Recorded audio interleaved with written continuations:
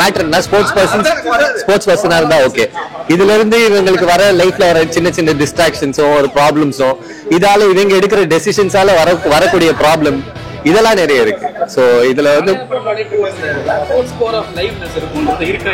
கண்டிப்பா இருக்குங்க. It will feel very lively. The whole film ரொம்ப ரொம்ப லைவ்லியா இருக்கும். கண்டிப்பா பாருங்க, என்ஜாய் பண்ணுவீங்க.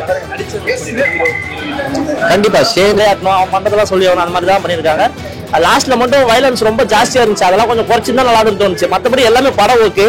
லாஸ்ட்ல ஹெவி வயலன்ஸ் என்னடா அப்படின்னு மாதிரி இப்ப இருக்கிற காலகட்டங்களை பார்த்தா சும்மாவே ஒருத்தர் பேச்சுக்கே ஒருத்தனை அடிக்கிறான், பார்த்தா ஒருத்தர் கத்தி எடுத்து வெட்டுறான் அப்படிதான் நினைக்கிறான். அதை கிளைமேக்ஸ் மட்டும் கொஞ்சம் மாத்திருந்தாலும் கொஞ்சம் நல்லா இருந்துச்சு. ஓகே, நல்லா இருக்கு. இல்ல லேக் சின்ன சின்ன லேக் இருக்கு தலைவர். நிறைய இடத்துல லேக் இருந்து நான் அது பார்த்தோம். ஆனா இருந்தாலும் படம் டவுன்ஃபால் தான். முடிக்கும் போது ஒரு செகண்ட் பார்ட் லீடு மாதிரி கொடுத்துருக்காங்க. பார்ட் 2 போடல. பட் கிட்டத்தட்ட கதைன்னு பாத்தீங்கன்னா அப்படியே லீடு மாதிரி தான் முடிச்சிருக்காங்க. ஹீரோ ஃப்ரெண்ட்ஸா இருந்த 2 பேர் ஹீரோ வில்லனா மாறுற மாதிரி ஓகே தான். ஸ்கெட்ச் படம் பார்த்தவங்களுக்கு பிடிச்சிருந்தா மேபி இந்த படம் உங்களுக்கு ஒர்க் அவுட் ஆகும். செகண்ட் ஹாஃப் கம்ப்ளீட் அவுட் தான் ப்ரோ. இது வந்து எப்படின்னா மலையாள படம்னால ஆஹா ஓன் புகழ்வாங்க ஆப்வியஸ்லி.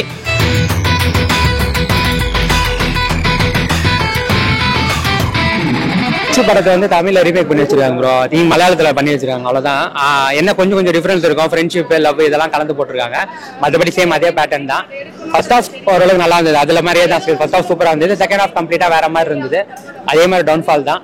முடிக்கும் போது ஒரு செகண்ட் பார்ட் லீடு மாதிரி கொடுத்துருக்காங்க. பார்ட் 2 போடல.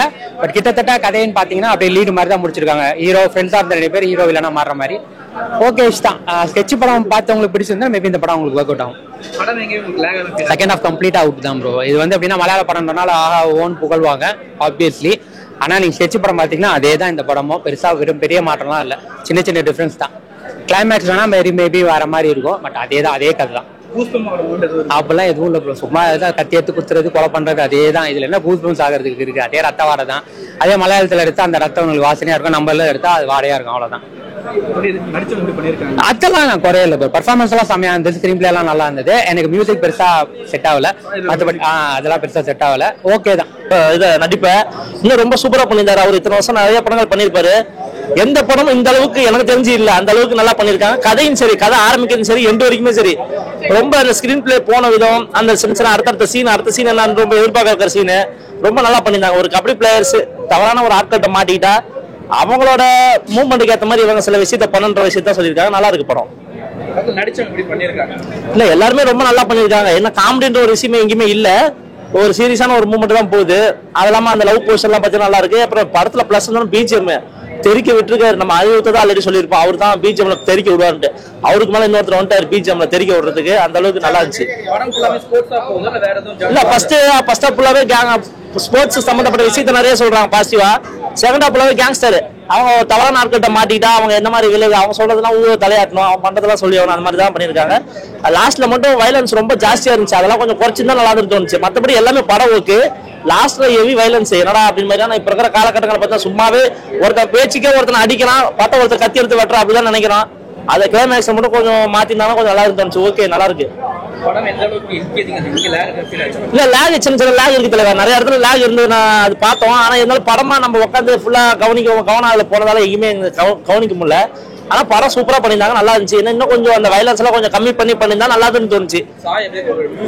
ஏன்னா பெஸ்ட்டை கொடுத்துருக்காருங்க. அவர்லாம் வந்து அடுத்த அனிருத்துன்னு தான் சொல்லணும். ஏன்னா அனிருத் ஆல்ரெடி ஹீரோ இந்த மாதிரி ஆட்கள் தான் பிஜிஎம் எல்லாம் கொடுப்பாரு. இவர் எல்லாத்துக்குமே பிஜிஎம் கொடுத்து எங்கேயுமே போர் அடிக்கலைங்க. ஆல்ரெடி நம்ம நிறைய அப்பா அந்த படத்துல வந்து பிஜிஎம் இந்த படத்துல வந்து பிஜிஎம் அதுலயே ஒரு டிஃபரன்ஸ் பண்ணிருக்காரு, டிஃபரெண்ட் காட்டியிருக்காரு. நல்லா இருக்கு, நல்லா பண்ணிருக்காரு. பெஸ்ட் கண்டிப்பா ஃபேமிலியோட பார்க்கலாம். நான் வயசானவங்களாம் கண்டிப்பா பார்க்க முடியாது. ஏன்னா நம்மள மாதிரி ஆடியன்ஸ் ஒரு 40+, 50+ இந்த மாதிரி பார்க்கலாம். அதுக்கு மேலாம் கண்டிப்பா சத்தியமா 50+ பார்க்க முடியாது. ஏன்னா நம்ம பார்க்கலாம், ஓ இது சினிமாடா அப்படின்னு நம்ம புரிஞ்சுப்போம். ஏன்னா வயசானவங்களாம் பார்த்தானா தலையே அடிச்சுட்டு போயிடுவாங்க. ஐயோ ஐயோ இப்படி தெரியுது, ஐயோ இப்படி கொத்துறாங்கன்ட்டு. நம்ம மாதிரி ஆடியன்ஸ் கேட்ட படம் அவ்வளவுதான். படம் ரொம்ப நல்லா இருக்கு ப்ரோ. ரொம்ப ரொம்ப நல்லா இருக்கு. எல்லாரும் என்ஜாய் பண்ணக்கூடிய ஒரு ஃபிலிமா இருக்கும் பல்டி. போய் பாருங்க. இப்போ இது வந்து கபடி பிடிக்கும், நான் வந்து ஒரு ஸ்போர்ட்ஸ் பர்சன், எனக்கு இந்த மாதிரிலாம் பிடிக்கும்னா ரொம்ப ஆசையா போய் படத்தை பாருங்க. ரொம்ப நல்லா இருக்கும்.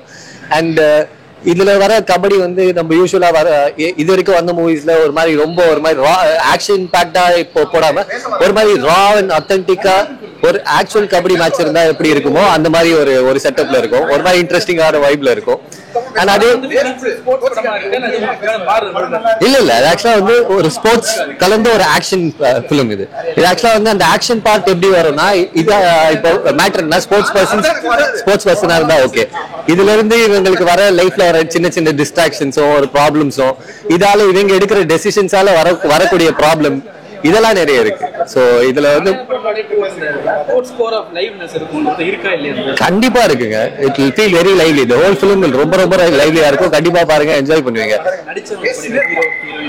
கண்டிப்பா ஷேன் வந்து ஆல்வேஸ் சூப்பரா பண்ணி. ஆமா ஷேன் வந்து எப்பவுமே அவர் பயங்கரமான ஆள் தான். சோ சாந்தனு அவரும் சூப்பரா பண்ணிருக்காரு. செல்வராகவன் சார் சொல்லவே தேவையில்லை, பைரவனா கலக்கிருக்காரு. அதே மாதிரிதான் நம்ம அல்போன்ஸ் சார் வந்து சோடா பாபு அப்படின்னு ஒரு கேரக்டர் பண்ணிருக்காரு. பிரீத்தி அஸ்லானியோ இது வந்து உங்களுக்கு ஒரு டிஃப்ரெண்டான ஒரு பிரீத்தி அஸ்லானியா பாக்குறதா இருக்கும். இப்ப நீங்க கிஸ்ல பார்த்த பிரீத்தி அஸ்லானியை பார்த்துட்டு இங்க நீங்க பாத்தீங்கன்னா உங்களுக்கு ஒரு டிராஸ்டிக் டிஃபரன்ஸ் தெரியும். ஏன்னா இதுல வந்து டவுன் டு எர்த் ஒரு மாதிரி ஒரு வில்லேஜ் சைட் ஆஃப் கேரக்டர் மாதிரி பிளே பண்ணிருக்கு. But it's a really good character. Sai's music is always on fire bro. Always on fire. எல்லா பாட்டும் நல்லா ஒர்க் அவுட் ஆயிருக்கு. அண்ட் இதுல ஒரு ஃப்ரெஷ் டோன் இருக்கு. ஆக்சுவலா லைக் நீங்க ஒரு சில ஃபைட் சீக்வன்ஸ் தான் பாத்தீங்கன்னா நீங்க எக்ஸ்பெக்ட் பண்றது வேற மாதிரியான ஒரு பீட்டா இருக்கும். பட் இவர் கொடுத்திருக்கிற beat gives you a freshness in ஓவராலா எல்லாருமே பயங்கரமா வந்து பார்க்கலாம். அண்ட் மெயினா இது வந்து ஒரு டெபியூ டைரக்டரோட ஃபிலிம். இது ஆக்சுவலா என்னோட ஃப்ரெண்ட் ஒன்னியோட ஃபிலிம். இது வந்து எனக்கு இது எல்லாரோட எனக்கு இது பெருசா போனன்றது ஒரு ரொம்ப பெரிய ஆசை இருக்கு. ஏன்னா I know how heart he work for it. கண்டிப்பா இது ரொம்ப நல்லா வரும். பேரை ஞாபகம் வச்சுக்கோங்க, உன்னி சிவலிங்கம்.